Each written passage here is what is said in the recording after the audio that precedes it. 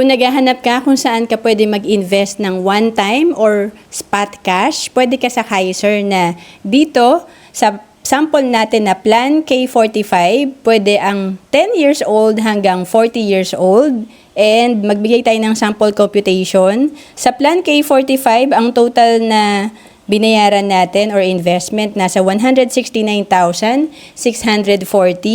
And after 20 years, pag ito ay nag-mature, kung hindi natin nagamit yung ating mga benefits like healthcare and life insurance, itong investment natin ay nagko-compound. Kaya on maturity or after 20 years, ang projected fund mo nasa 591,393.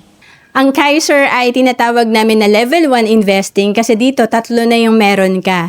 Meron ka ditong healthcare, meron kang insurance at investment.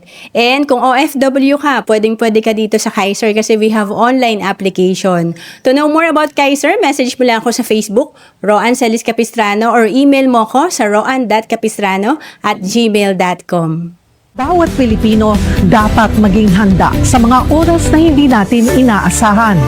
Gaya ng biglaang pagkakasakit, dapat may pondo tayo na magagamit. Sa oras ng pangangailangan, dapat may magmamalasakit. At sa pagtanda, walang pangamba, dapat may mag-aalaga.